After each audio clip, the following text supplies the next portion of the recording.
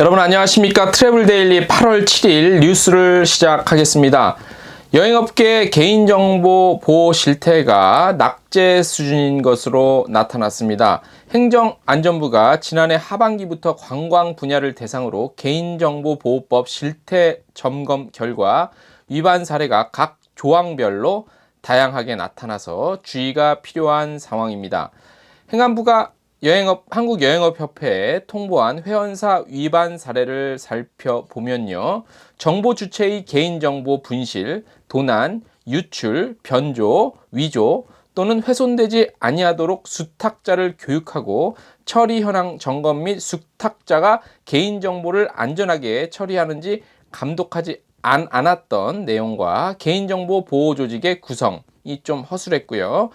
관련한 대응 방안 마련 역시 누락이 된 것으로 나타났습니다. 개인정보 취급자의 접근 권한 부여 또는 변경 또 말소 등에 대한 내역 역시 기록하고 보관하지 않았습니다. 개인정보 유출 인지 시 해당 정보 주체에게 지체 없이 통보해야 하는데요. 이 같은 사항도 잘 지켜지지 않은 것으로 나타났습니다. 한국여행업협회죠. 지난 2017년 2월부터 개인정보보호 자율규제단체로 지정돼 있죠. 연관된 업무를 추진하고 있는데요. 협회 자율규약에 가입한 회원사는 개인정보보호 관련 현장 점검 대상에서 제외되고 과태료 경감, 무료 컨설팅 등의 혜택을 받고 있습니다. 하지만요, 반드시 카타 회원이라 할지라도 개인정보보호 규약에 가입한 업체만 해당이 됩니다. 현재 2019년 3월 기준으로 보면요. 개인정보보호 규약에 가입한 업체는 25%, 그러니까 4개 업체 중에 1개 업체 꼴이 되는 건데요. 협회 자율규약 가입은 협회 회원사라도 별도의 가입 신청을 마쳐야만 점검 대상에서 제외될 수 있는 그런 혜택을 받을 수 있습니다. 다음 소식입니다. 문화체육관광부는요, 한국관광공사와 함께 8월 6일부터죠, 9월 8일까지 2019년 한국관광의 별 선정을 위한 후보자 추천서를 접수받고 있습니다.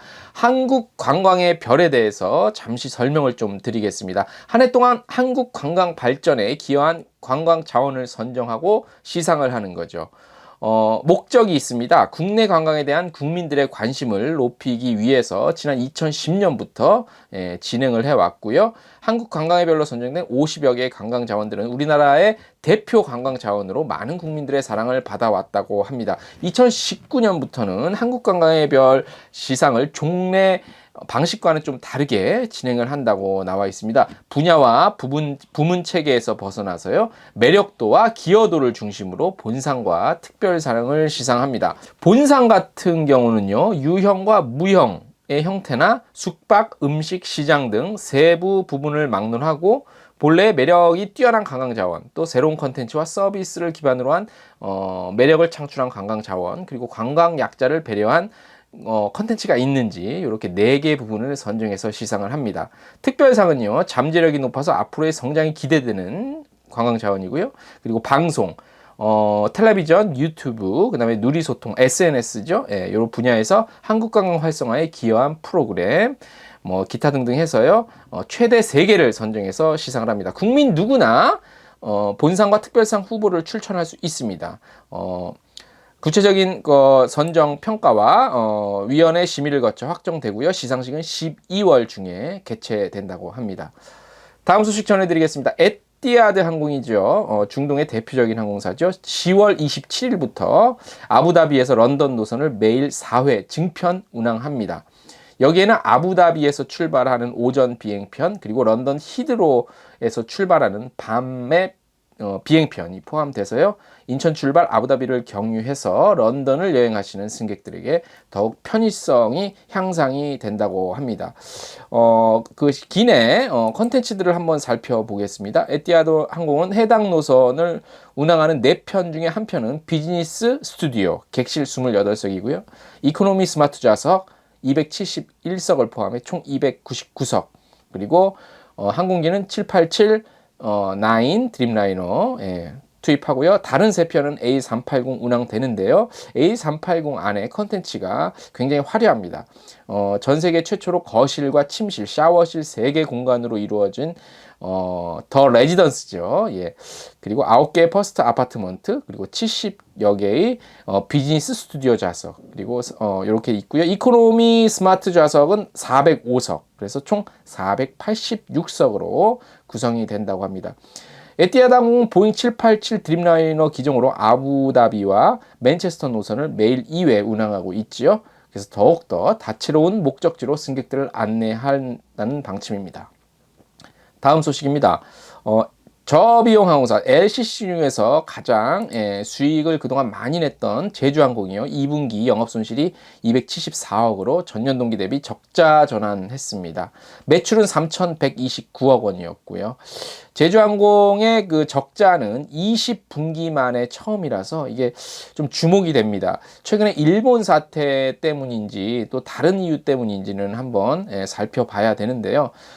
제주항공 측은 이렇게 밝혔습니다. 항공업계 공급 증가로 인한 경쟁 심화, 그리고 여행 수요 증가세 둔화 등 업황 부진과 환율 등 변수로 인해서 영업이익이 감소한 것으로 자체 평가하고 있습니다. 국제선 여행 매출은 2,214억 원, 전년 동기 대비해서 12.7% 늘었지만 국내선 여행 매출은 609억 원으로 전년 동기 대비해서 다소 줄었습니다. 일본 노선 매출은요, 660억 원으로 전년 대비가 674억 원인데 여기서 약간 소폭 감소했네요.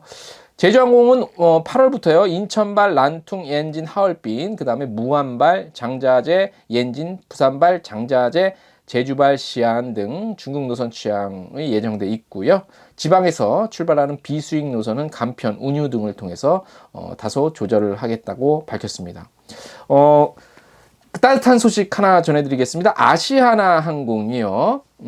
뉴욕에서 인천으로 향하는 아시아나 항공편 221편에서 지난 8일 만 8세죠. 미국 거주하는 한국인 최모양이 탑승한 비행기인데요. 출발한 1시간 30분 무렵에 그 최양이 갑작스런 고열과 복통으로 비상상에 닥쳤다고 합니다. 그래서 탑승객 중에 의사가 있어서 기내 방송을 했고요. 의사로부터 병원으로 이송해야 한다는 소견을 전달받았는데 긴급하게 회항을 했습니다. 지체 없이 인근 앵커리지 공항으로 회항을 해서요. 비상 착륙을 했고요. 미리 연락받은 앵커리지 지점 아시아나항공이죠. 그래서 병원에서 응급조치를 받았고 위기를 넘겼다고 합니다. 비상 착륙 과정에서 기름을 덜어내야지 착륙을 할 수 있겠죠. 그래서 항공유 무려 15톤을 공중에 버렸고요. 그래서 안전하게 도착을 해서 최양도 무사하게 건강을 회복했다고 합니다. 그래서 최양의 아버지는 감사 인사와 함께 최양이 직접 그린 아시아나 비행기를 그림을 편지로 보내왔다고 합니다. 따뜻한 소식이었습니다. 오늘 마지막 소식을 전해드리겠습니다. 여가와 액티비티 플랫폼 프립이라고 있죠. FRIP를 쓰고 있는데 한국관광공사와 함께 금요일 연차 쓰고 국내 여행을 떠나는 여행객 대상으로 휴가비 지원하는 알차게 휴가각 캠페인을 진행합니다. 이번 캠페인은 국민 휴가와 여가 활성화를 위해 마련된 것인데요. 여행 경비의 최대 70% 지원해 준다고 합니다. 캠페인에 해당하는 여행은요, 서핑과 래프팅을 체험을 해야 되는데, 금진 해변 당일치기 서핑 스쿨, 그리고 1박 2일 영월 여행입니다. 9월부터 트레킹 테마의 여행도 추가된다고 합니다. 강릉 금진 해변에 관한 설명은 저희가 좀 생략을 하고요. 1박 2일 영월 여행에 대한 내용도 조금 시간 관계상 생략을 하겠습니다. 이러한 지원을 통해서 국내 여행 활성화를 한다는 취지는 좋은데요. 관련한 예산과 이런 것들은 관광공사에서 같이 한다고 하는데 어디서 그 예산이 나와서 이렇게 70% 휴가비 지원하는지는 자세히는 좀 모르겠습니다. 저희가 취재를 좀 더 통해서 알려드리도록 하겠는데요. 만약에 이런 관광공사의 예산 같은 경우 이렇게 예산이 쓰인다면 이 문제는 다시 한번 짚어봐야 될 문제인 것도 같습니다. 무작정 이렇게 국내 여행 활성화를 위해서 저희 트래블 데일리의 입장에서는 다소 이렇게 썩 만족할 만한, 그러니까 꼭 긍정적인 그런 결과를 가져올 수 있을까라는 합리적인 의심도 한번 든다는 생각을 해봤습니다. 8월 7일자 트래블 데일리 뉴스 오늘 소식은 여기까지입니다. 내일도 더욱 좋은 소식으로 찾아오겠습니다.